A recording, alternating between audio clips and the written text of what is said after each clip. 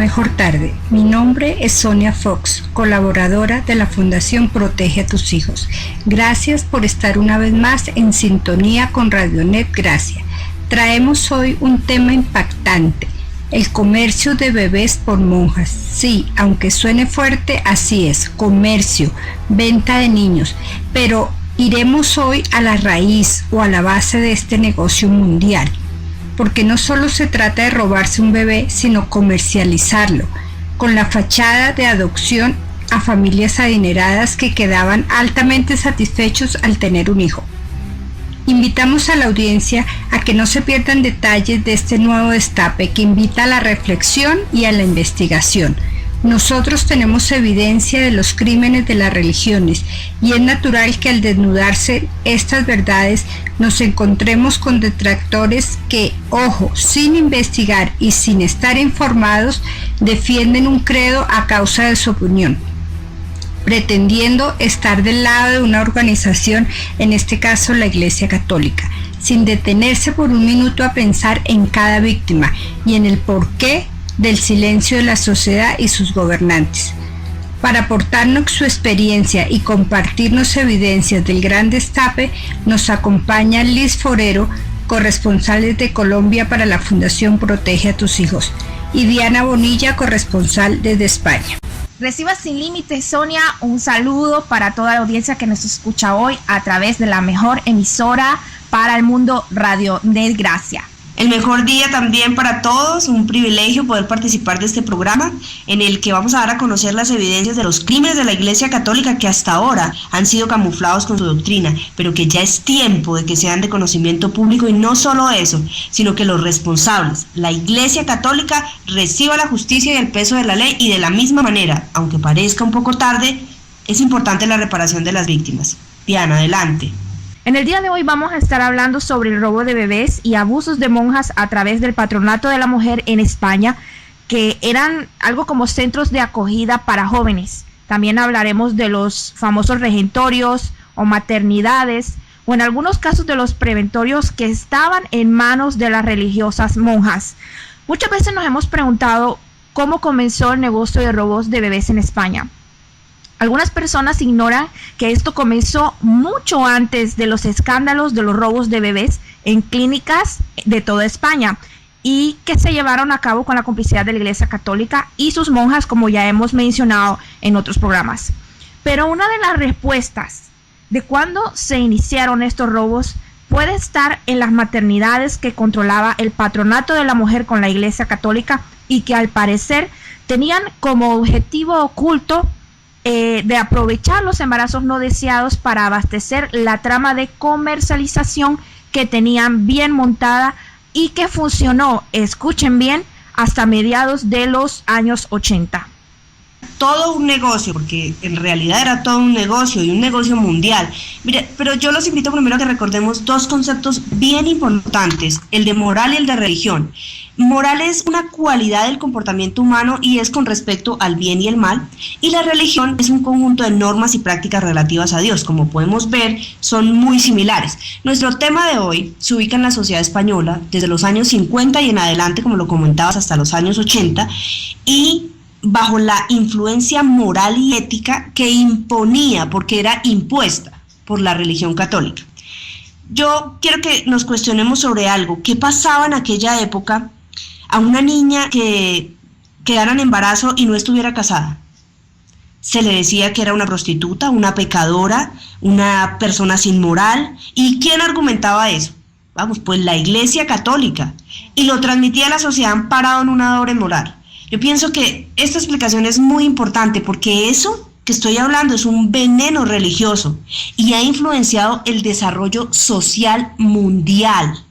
Esta es la raíz de todos los problemas y específicamente del que estamos tratando hoy: el comercio de bebés por monjas de diferentes órdenes religiosas, todas dependientes del Vaticano Romano.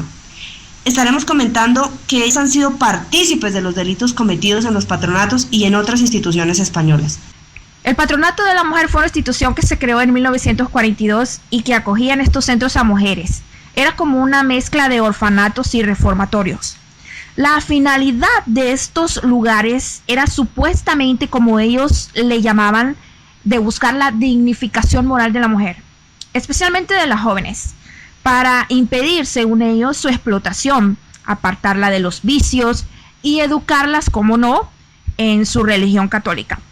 Imagínense que hasta tenían estos patronatos la facultad de adoptar medidas protectoras y tutelares, y aquí llevaban a las jóvenes, llevaban a niñas, llevaban a jóvenes embarazadas, y estos centros eran incluso dirigidos absolutamente por órdenes religiosas católicas, algunas de ellas llamadas adoratrices, las monjas trinitarias o latas o las hermanas del Buen Pastor. Y la orden secular, que hay que estar bien pendiente de esta orden porque eran las cruzadas evangélicas, escuchen bien, venían de las cárceles. Eran las monjas que se ocupaban de cuidar a las personas en las cárceles. O sea que nos podemos imaginar las actitudes que estas criminales tenían para tratar con estas muchachas. El patronato estaba presidido en este tiempo por la que fue la esposa del exdictador de España, Franco, que era Carmen Porro, y en esta directiva de este patronato había alguien de la Gran Ramera, como no, que era el obispo de Madrid de Alcalá, que formaba parte de esta directiva. O sea que ellos estaban bien al tanto de cómo llevar toda la cuestión de estos patronatos y del trato que iban a recibir estas muchachas en estos lugares. Este patronato funcionaba por juntas provinciales. Cada provincia de España tenía su despacho. E imagínense que estas monjas incluso llegaron a recibir dinero. Se les pagaban en aquellos tiempos 100 pesetas por cada niña. Y aparte de ese dinero también se les pagaba un sueldo a estas monjas por cuidar supuestamente a las internas. Tenían un sueldo aproximado de 2,000 pesetas, que si lo comparamos con nuestros tiempos era un buen dinero el que se llevaban. Los sueldos venían del Ministerio de Justicia, porque este patronato, estos centros dependían del Ministerio de Justicia. Estos centros los había de distinta finalidad. Estaban pensados en primer lugar para corregir el comportamiento de las niñas. En sí, no era ni corregir, era lavarles el cerebro, ya fuera que tuvieran padres o no. A las que se les llamaban maternidades, supuestamente le decían a las personas que era para brindarle apoyo a estas jóvenes embarazadas y madres solteras menores de edad. En sí, este patronato de la mujer tenía 2 centros propios, que era el de la residencia de Peña Grande de la Almudena para madres solteras y la escuela del Pilar de San Fernando de Henares, que según ellos era para jóvenes que venían de la prostitución. Aquí podemos observar que este es el mismo esquema que la Gran Ramera ha utilizado, porque de esto mismo escuchamos con las víctimas de las lavanderías Magdalena. Es el mismo esquema, ¿no es así, Liz? Claro que sí, Diana. Ahora que lo mencionas, y cuando mencionabas el tema de quien administraba esto era la esposa de Franco y allí con el gobierno, mira, para nadie es un secreto que la jerarquía de la Iglesia Católica siempre ha estado metida asesorando, beneficiándose y codeándose con las altas esferas de los gobiernos.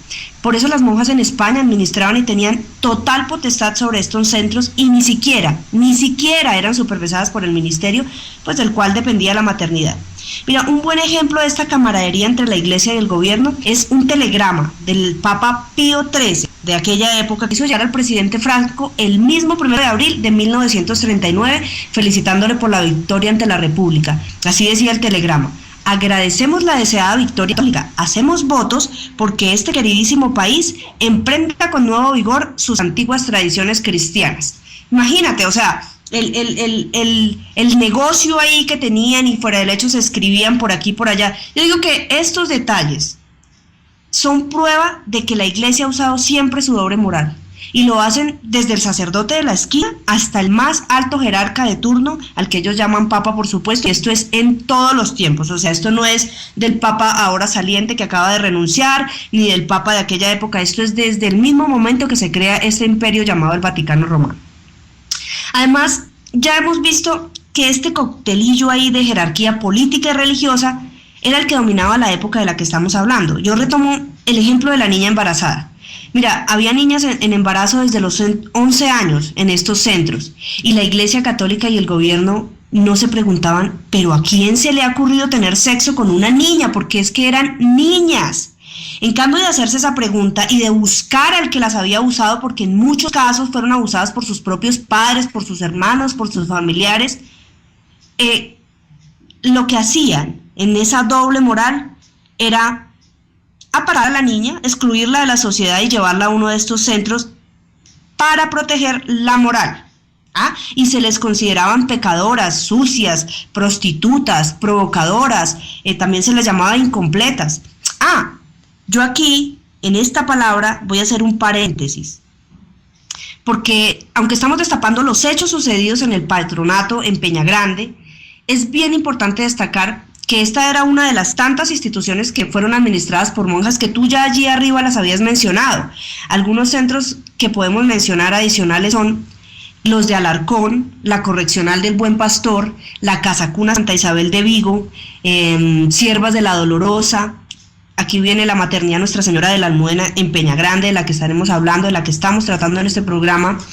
¿Qué otro? El Preventorio de Guadarrama, el Centro María Goretti, y allí habían incluso 12 preventorios más, y en su mayoría estos eran tipo campo de concentración, y allí llegaban niños hasta de 5 años, y todas venían remitidas del COC, que es el Centro de Observación y Clasificación, o sea, era como un instituto también administrado por monjas, y de allí donde llegaban esas niñas, las monjas eran las que decidían, bueno, mira, va para la Casa Cuna de Santa Isabel, no, esta va para la Maternidad de Nuestra Señora de la Almudena, no, esta va para la Correccional del Buen Pastor. Hasta 1984 llegaban allí las niñas detenidas, y las monjas trinitarias, óigase bien, las monjas trinitarias eran las que decían el destino de estas niñas, y si las niñas eran vírgenes, entonces en su expediente se anunciaba como completa, y si la niña ya no era virgen, y no porque obviamente hubiese tenido con conciencia relaciones sexuales, sino que, óigase bien, había sido abusada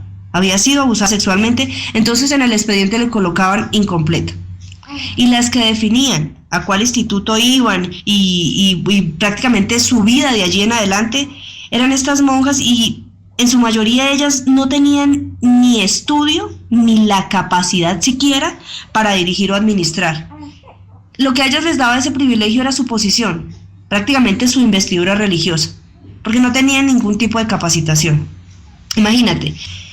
Aunque nuestro tema de hoy tiene énfasis en lo que se vivió en la Maternidad de la Almudena en Peña Grande, por el comercio de bebés que allí se tenía, tengo un resumen de maltratos a las niñas que pasaron por los centros que les acabo de denunciar. Y bueno, estos abusos salen de los testimonios de las niñas que fueron pasando de institución en institución hasta llegar a Peña Grande. No todas tuvieron que pasar por todas las instituciones, pero pues en los testimonios lo que hicimos fue una colección de esos testimonios y luego un resumen de todos los abusos y los atropellos a los que fueron expuestas y a las que finalmente también les robaron su bebé. Mira, el primero es que todas tenían un expediente de entrada, se les trataba como delincuentes. Y hay unos registros de ingreso de causas tan absurdas como, por ejemplo, se ingresa porque corre peligro de ser influenciada por mala conducta de su hermana mayor.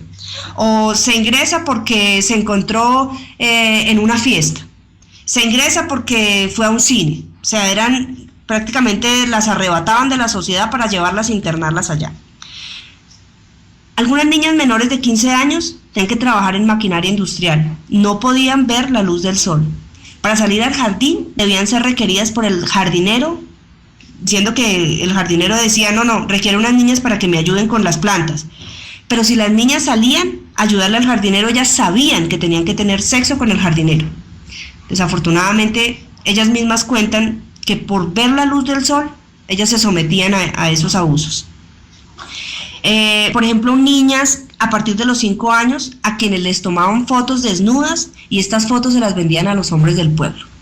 Una chica en su testimonio decía que una monja le clavó un lapicero en la mano, se la atravesó, y cuenta que también el Día de la Virgen las obligaban a llevarle flores, pues obviamente las estaban convirtiendo ahí al catolicismo, y entonces si no traía las flores era malo, pero si las traía también la castigaban porque ella tenía que coger esas florecitas del camino. Entonces esos eran unos abusos tremendos. Venían hombres a buscar esposa y las ponían pues como en una fila y los hombres las seleccionaban y se llevaban a su esposa, o sea, prácticamente las compraban como animales. ¿Y quién recibía el pago? Pues las monjas. Ahora, en el caso de las que llegaban a ser madres, pues de las que tenían que llegar a estos institutos por estar embarazadas, estas niñas eran insultadas, tratadas a gritos, sin consideración, recibían ofensas por su estado de embarazo o su condición de necesidad que las obligaba a estar en estos centros. Eran obligadas a trabajar en embarazo, no importando el mes en el que estuvieran. Tenían que cargar y descargar camiones, tenían que hacer trabajos manuales. Uno de los trabajos que alguna niña cuenta en un testimonio es que para alguna venida de un papa a un país, allá a España, tuvieron que pegar banderitas para el papa y no las dejaron dormir como en 3 días, embarazadas, sin comer, o sea, tremendo el abuso. La carne, por ejemplo, del alimento que era para ellas, la disfrutaban las monjas, y las niñas embarazadas tenían que pasar hambre y ver cómo las monjas comían carne y ellas tenían que aguantar hambre. Antes y después de los partos, por ejemplo, les negaban información a las madres, no las auxiliaban. Muchas de estas niñas, vuelvo y me reitero en eso, les robaban el bebé, pero ellas desde el momento que quedaban embarazadas a sus 11, 12, 13 años, no tenían ni idea qué era estar embarazada, no sabían cuánto tiempo les iba a durar el embarazo, no sabían cómo iba a ser el momento de los dolores del parto, no tenían absolutamente nada de conocimiento. Y prácticamente hasta el momento de cortar el cordón umbilical del bebé, era que estas señoras llegaban a auxiliarlas, pero no en el mejor trato. Era para que firmaran los papeles de adopción. Les decían, bueno, ¿quiere que la ayude ahí con sus dolores? Bueno, entonces firme los papeles de adopción. Y cuando ellas decían, ay, mire, me empezaron los dolores, entonces las insultaban, incluso les pegaban, bueno, tremendo. Algunas les cortaban los pechos a cuchillo, dejándoles cicatrices que quedaron marcadas. Muchas mujeres en España tienen sus pechos marcados porque tuvieron que pasar por allí. Y no podían amamantar a sus hijos, y eso era una causa para que les cortaran sus pechos. Y a otras porque tenían un trabajo y debían salir de la institución. Era tremendo. ¿Qué otro abuso? Las dejaban con hemorragia posparto, o sea, se podían ahí desangrar. Les quitaban el niño y sin estar recuperadas, las trasladaban para otros centros. ¡Qué tremendo!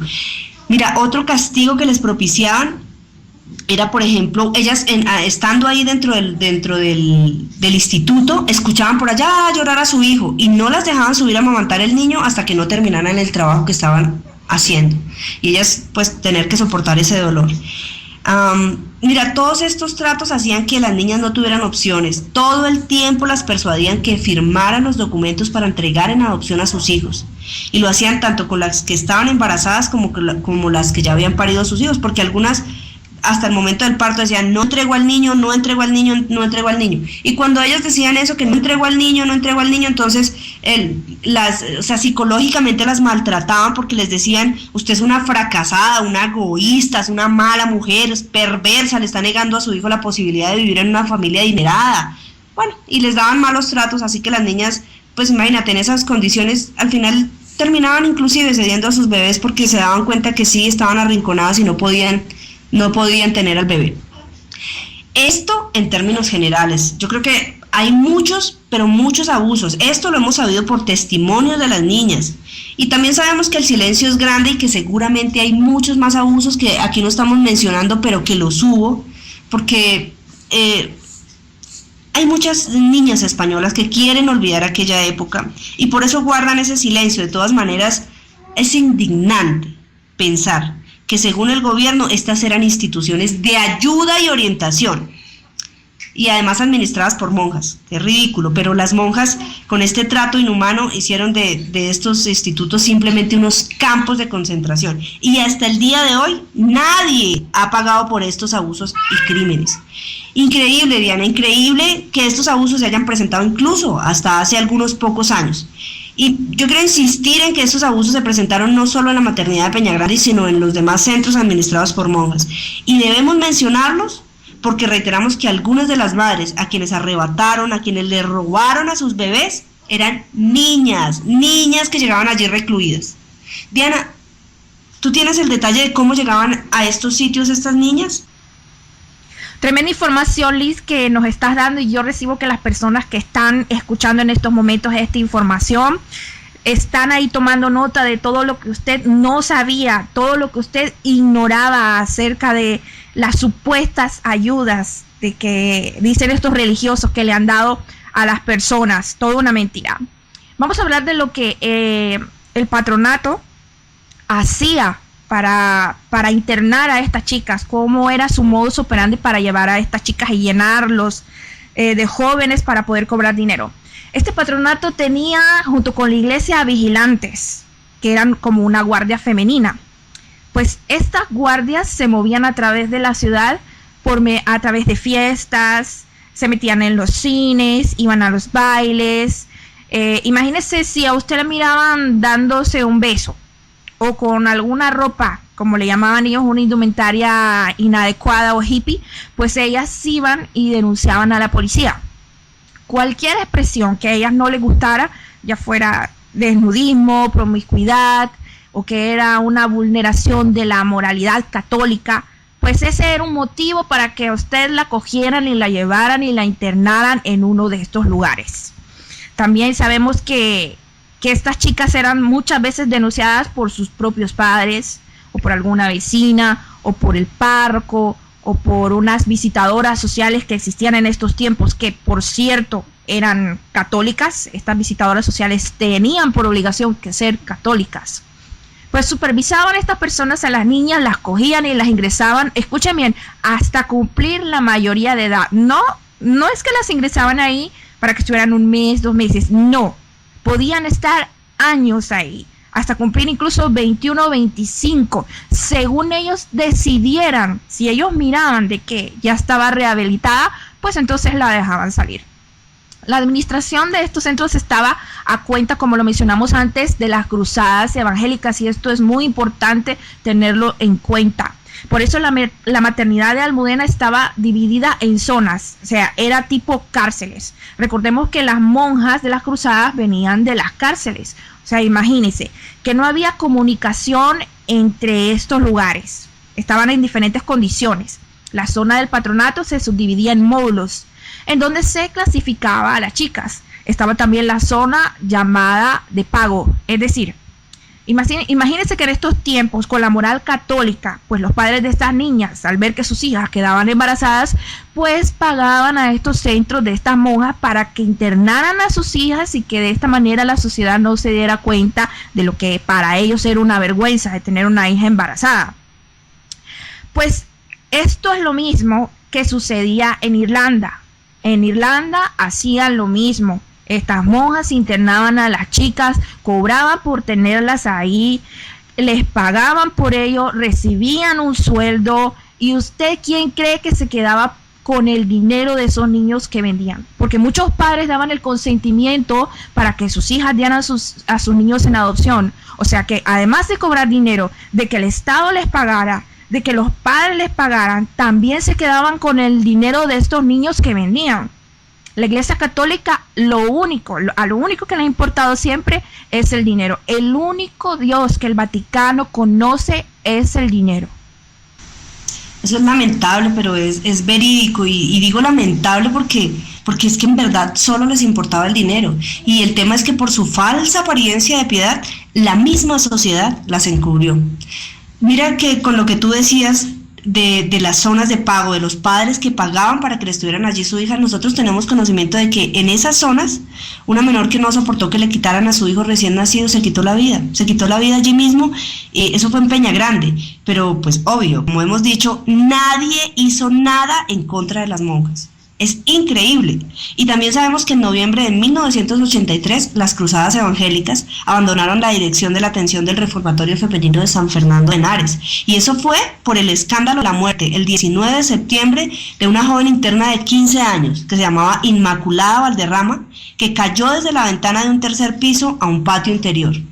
Y mira, esta información de esta muerte fue dada por el Consejo Superior de Protección de Menores, pero en sí la muerte de esta niña nunca fue ni aclarada ni investigada.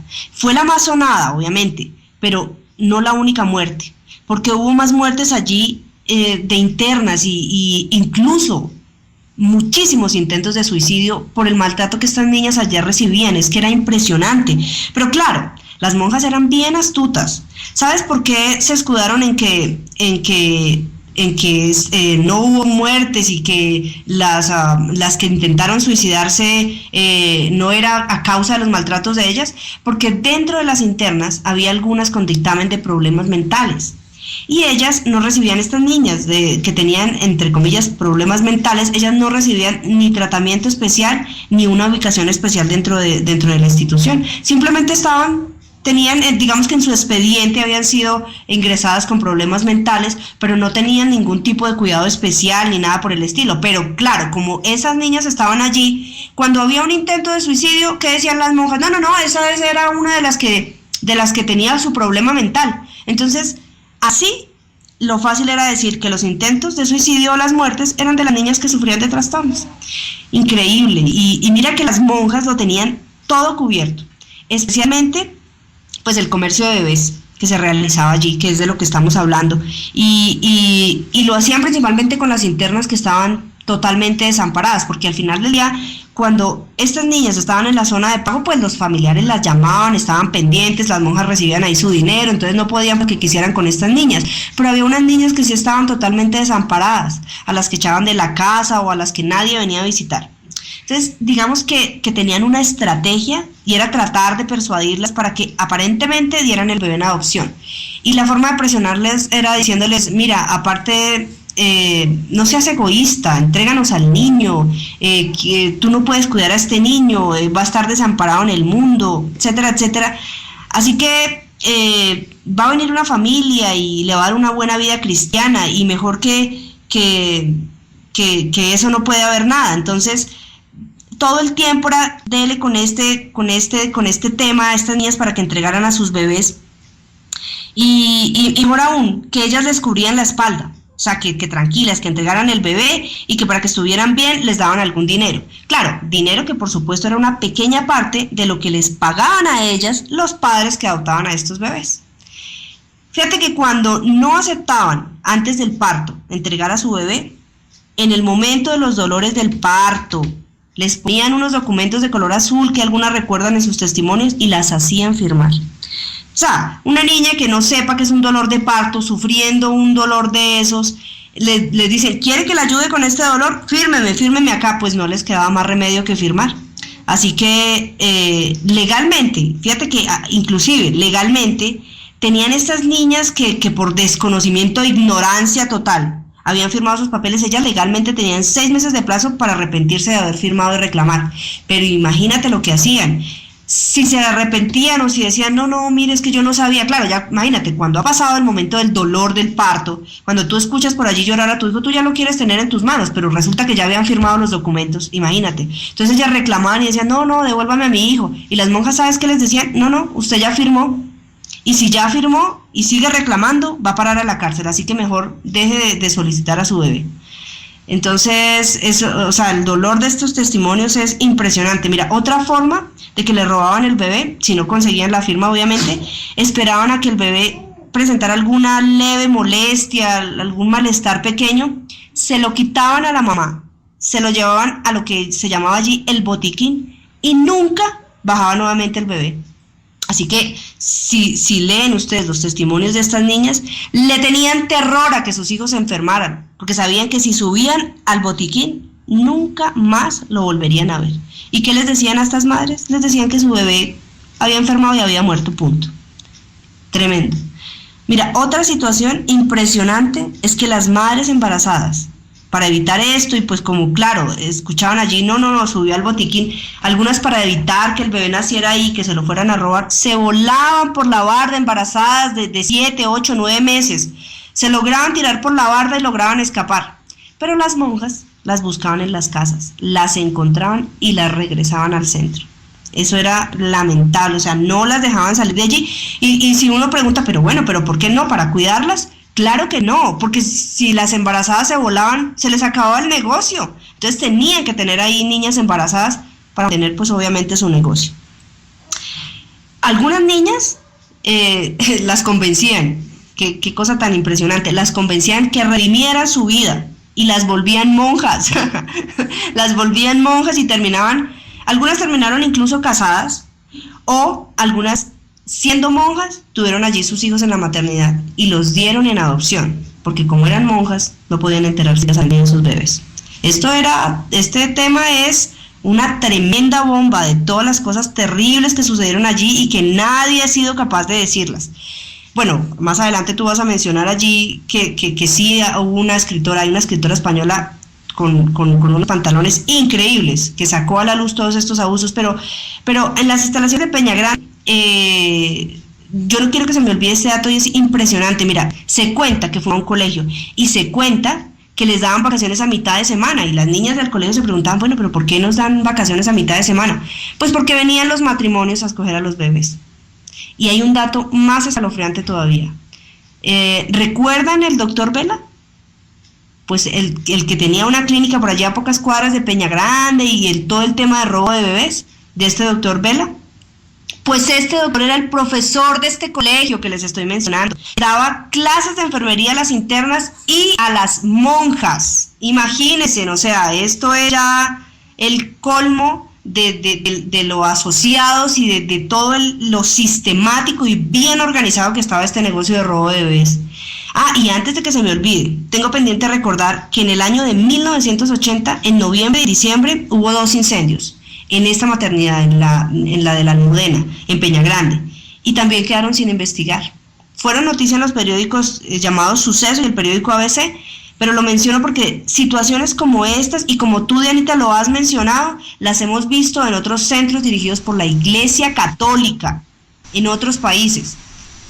Como lo mencionabas tú en el tema de las lavanderías de las Magdalenas. Y recordemos que la gran ramera siempre intenta borrar toda prueba de sus delitos. Por eso es que hasta la fecha, hasta los días de hoy, uno no encuentra en periódicos reportes de monjas abusadoras criminales con X cantidad de años de condena, ni sacerdotes violadores y criminales con X años de condena. Uno no encuentra esos datos. Entonces, es aterrador, pero ya es hora de que se destapen todos estos hechos. Y como lo dije en el inicio del programa, desafortunadamente la sociedad no apenas víctimas. Y siempre hay quien sale a defender a las monjas o a los curitas. Y me queda por decir que son muchas, pero muchas, cientos de víctimas de las monjas. Y no solo en España, en nuestro tema de hoy, sino en el mundo. Y cuando se habla de víctimas, eso está relacionado directamente con delito. Y en esa medida, ¿quién comete el delito? Separar a una madre de un hijo, como lo ven en este programa de hoy, como a estas mujeres españolas que le robaron a su hijo, que lo robaron y lo vendieron en adopción, pues esto es para que yo pueda decir con toda tranquilidad que las monjas de la Iglesia Católica, a la luz de la justicia legal, son criminales, son autoras intelectuales y materiales, son coautoras, cómplices y encubridoras en el comercio de bebés, en el robo de bebés, en la maternidad de la Almudena en Peñagrande.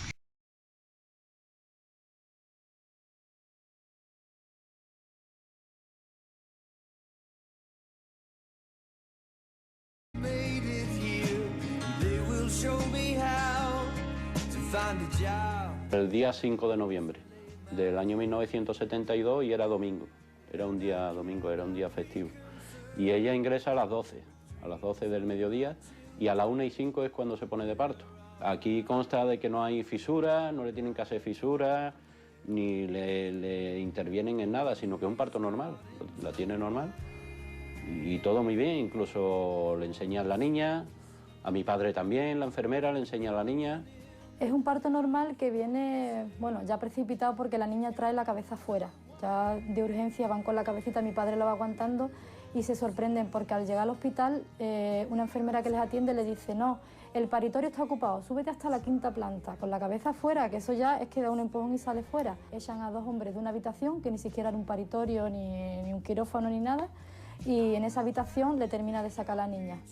Nada, dicen que es una niña muy bonita, con los pelos llenos de rizos, muchos rizos, y la llevan a la cuna, claro. La niña estaba bien. Mi madre también la había visto, que la niña había nacido bien. ¿Lloraba la niña? La niña lloraba, la niña perfecta. Al llevarme tanto tiempo en monitor y en otro sitio, me estaba dando cuenta de que algo estaba ocurriendo por las cosas que comentaban los médicos, que yo no lo escuchaba lo que estaba comentando, pero sentía la sensación que yo tenía era que estaba ocurriendo algo. Entonces me montaron en el borriquete y al montarme en el borriquete me dejaron dormida. Ya de ahí no me acuerdo más nada, hasta que iba despertando en la sala de despertar, me veía que a los pies de la cama tenía 2 cunitas de niños y yo me creía que eran los míos. Preguntaba y no me decían nada. Y entonces mi padre es el que va y acude a buscar al médico, ¿no? Que la niña ha muerto porque ha tragado de la madre. Me iba a llamar a las personas, a una enfermera, y lo único que me contestó una persona muy poco amable, que me callara, que yo lo que había tenido era 2 niñas muertas. Cuando mi padre llega le dice, mire, su señora no sabe nada, pero la niña ha fallecido, la tenemos preparada para enterrarse.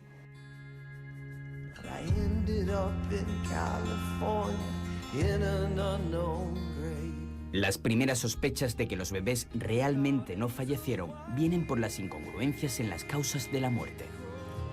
También en el certificado médico ordinario del doctor dice que la niña muere por una insuficiencia cardiorrespiratoria. También veo en el registro, el libro de registro de enterramiento, veo de que la niña muere por vuelta de cordón. La causa de la muerte es por vuelta de cordón.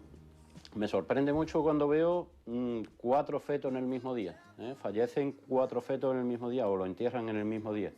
2 por vuelta de cordón y 2 amacerados. Incluso observo también que es en la misma residencia sanitaria, Zamacola.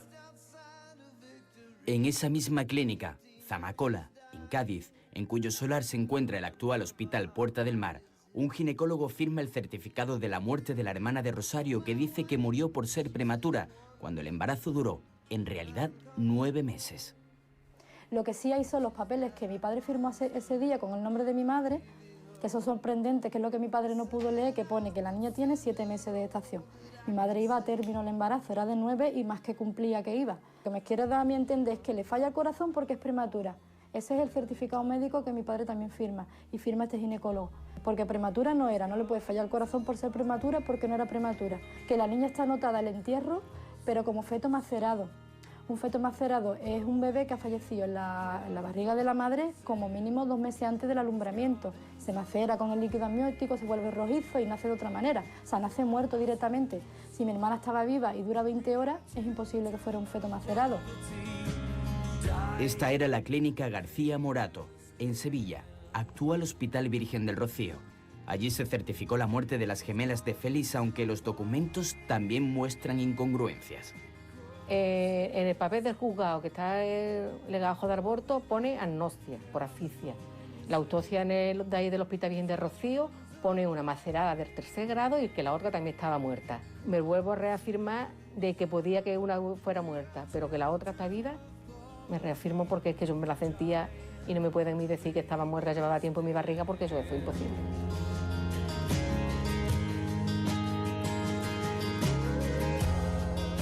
Que es extraño porque mi padre pregunta, bueno, ¿y dónde vaya a enterrar la niña? Y dice, no se preocupe que ya la avisaremos que se enterrará en suelo. Nosotros cubrimos el suelo en fosas comunes.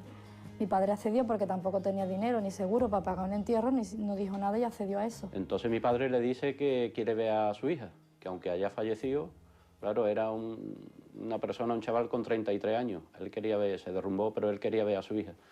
Cosa que le dice el médico de que no, que es imposible. La niña está preparada y envuelta para ser enterrada y que no se puede destapar. Fueron mi madre y mi suegra fueron a verla. Mi madre se enfadó un poco también con las personas de allí y fueron a verla, pero siempre le quitaron las ganas de verla. Mi padre me cuenta a mí que nunca les llamaron para el entierro. Luego yo en el cementerio he comprobado que el día que esté enterrada, porque ella nace un 10 de enero, fallece un 11 de enero, está enterrada un 14 de enero. Y preguntándole a mi madre coincide con el día que le dieron de alta. Le podían haber avisado que ese día fue el que preguntó dónde la enterraban, podían haberle dicho, pues la enterramos ahí mismo para que ellos asistieran. Y que se va a quedar como mala imagen, que las niñas han hecho unas pruebas y están entre algodones, se les va a quedar a usted una imagen muy fea, y no la dieron. Se cubrieron todo para que los padres no fueran al entierro. Entonces mi padre como que se aguanta, quiere insistir pero no se aguanta y no ve a su hija fallecida incluso. Y lo dieron que él se iba a enterrar en una fosa común y ya está.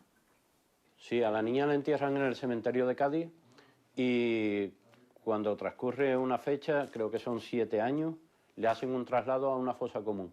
Vamos, y lo tengo por escrito también, que le hacen un traslado a una fosa común, pero no se sabe, se ha perdido el rastro. O sea, no se sabe dónde está registrado, no hay libro de registro de esa fosa común donde están los restos de mi hermana. No la avisaron nunca cuando hicieron ese traslado. Rarísimo. No me coincide casi nada.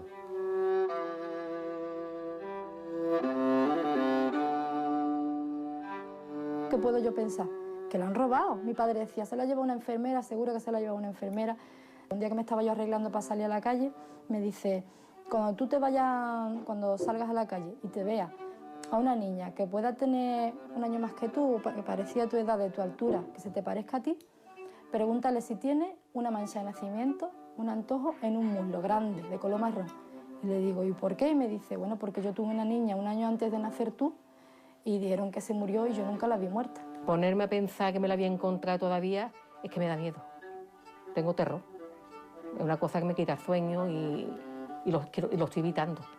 Hay un ginecólogo que firma el fallecimiento por ese Prematuridad. ginecólogo. Existe. Existe, está Hay vivo. un nombre y unos apellidos. Sí, existe y está vivo y yo creo que ya no está ejerciendo. Tiene casi 70 años, yo creo que no está ejerciendo. Y ya está localizado y está denunciado aparte también. Yo ya encontré sus datos, sé dónde vive y lo di a la Fiscalía de Cádiz y lo presenté en mi denuncia. Es lo que nos gustaría, de que alguien, aunque no dé la cara, pero por lo menos que nos ayude, por favor que nos ayude a poder darle vuelco a esto, ¿no? Y que la justicia pues tenga más datos y más indicios para abrir las investigaciones oportunas. Nosotros pusimos la denuncia, nosotros fuimos a la Fiscalía General de Sevilla, llevamos los papeles y entonces todos los papeles que íbamos recogiendo y ya está abierto diligencia la Fiscalía de Sevilla y también puesto la denuncia en conjunto con Anadir. Si es verdad, todos estos casos es una cosa horrorosa porque nadie tiene derecho a quitarte un hijo. Nadie en el mundo.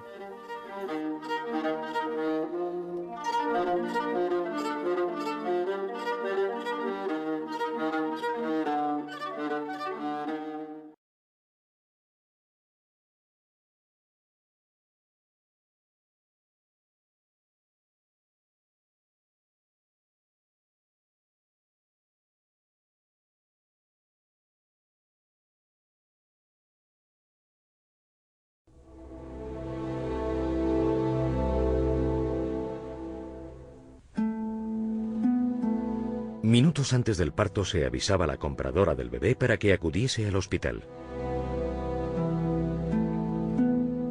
Bajo el jersey, sábanas y cojines imitaban un embarazo inexistente.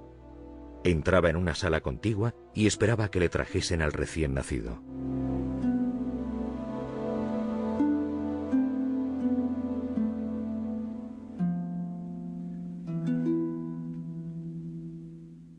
A veces tardaban 2 y 3 años sin darles al hijo y no se les podía avisar nunca con un tiempo para simular un embarazo.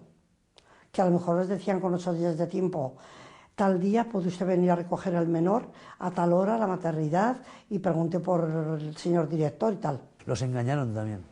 Se aprovecharon de su ansia por tener un hijo que no podían, ¿vale? Y les sacaron los dineros.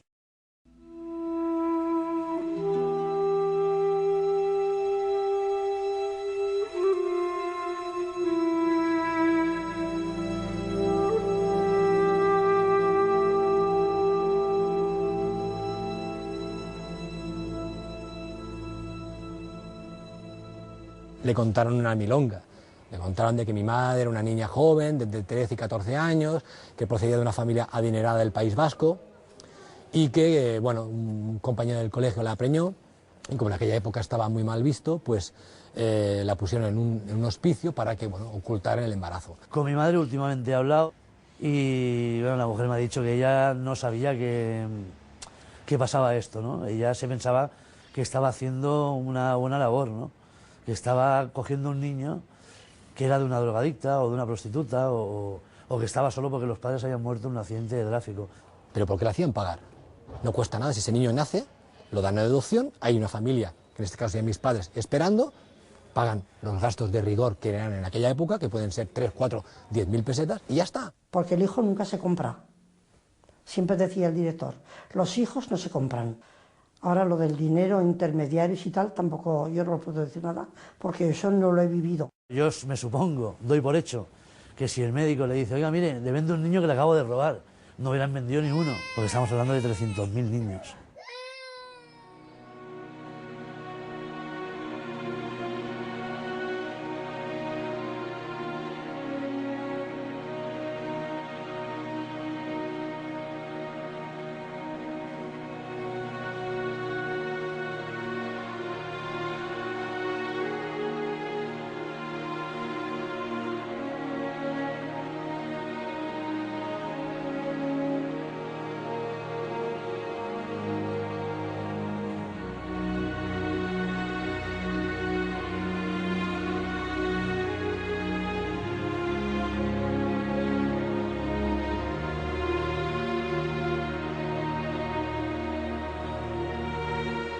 Una vez que la madre había dado a luz a un bebé totalmente sano, se lo llevaban para lavarlo y revisarlo.